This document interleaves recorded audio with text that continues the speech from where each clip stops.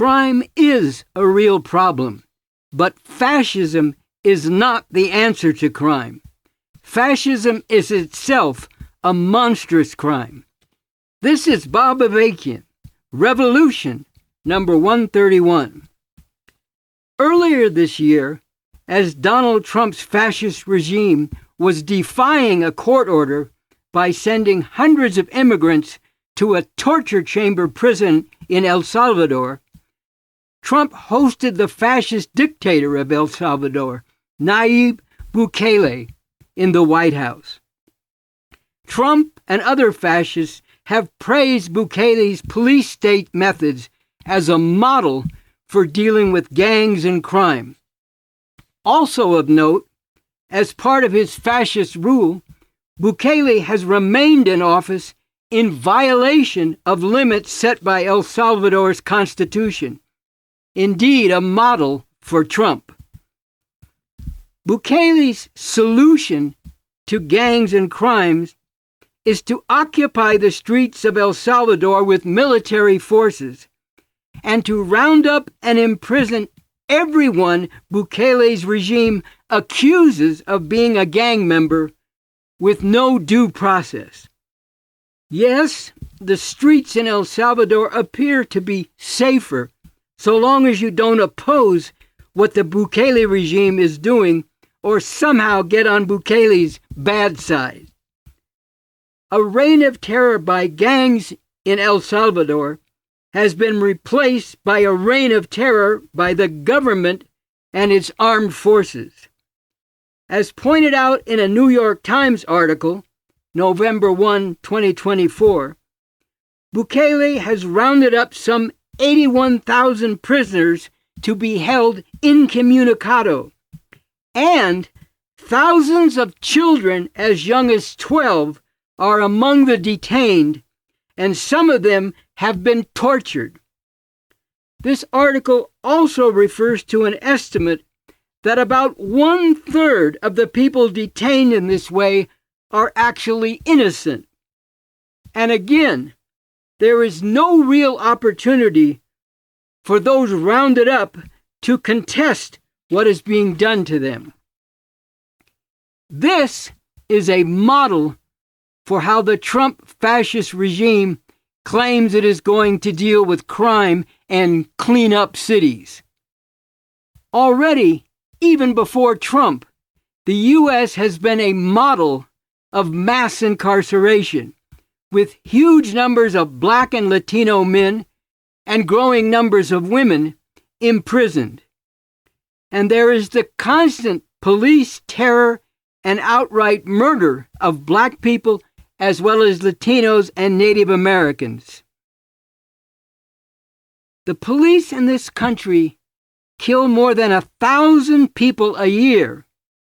And as I pointed out in my previous message, number 130, since 1960, the number of Black people killed by police is greater than the thousands who were lynched during the whole time of open segregation and Ku Klux Klan terror after the Civil War.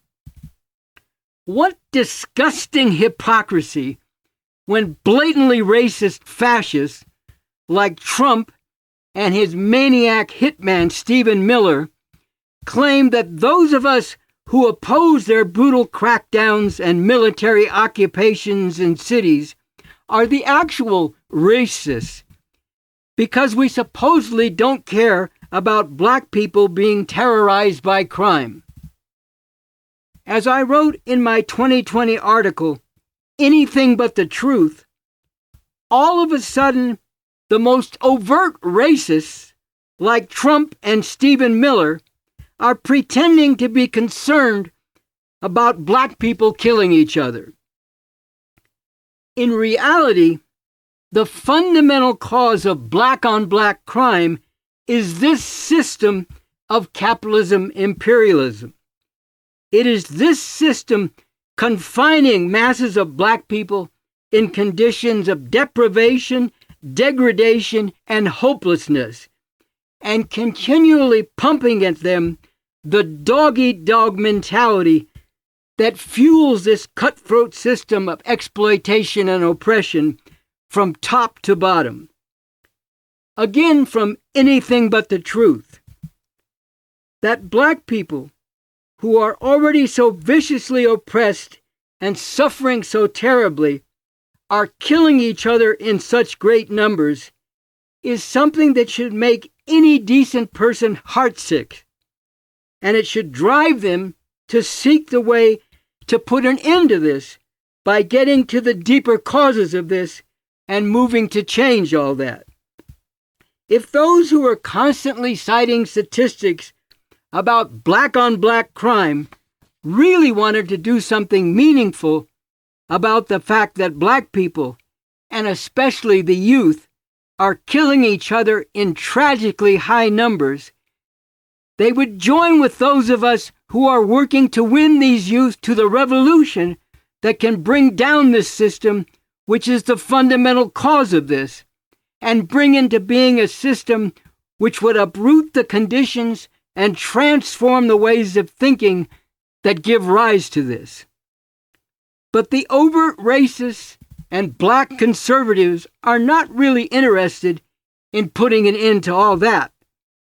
Whatever pretensions they put up, whether more obvious or more devious, they are working to fortify this system of capitalism imperialism, which has white supremacy built into it, and can only function by keeping black people oppressed and terrorized.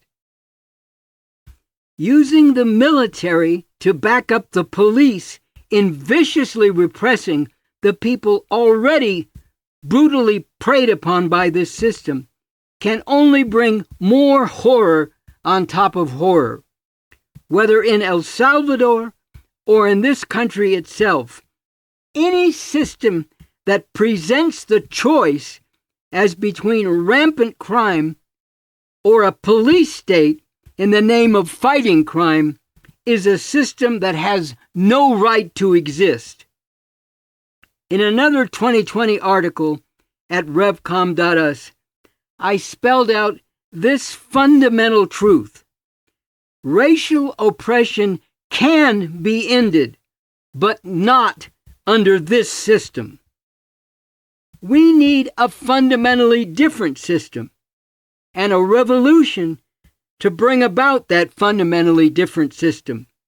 As set forth in the Revcom Declaration, we need and we demand a whole new way to live, a fundamentally different system, which I spoke to more fully in my message number 129.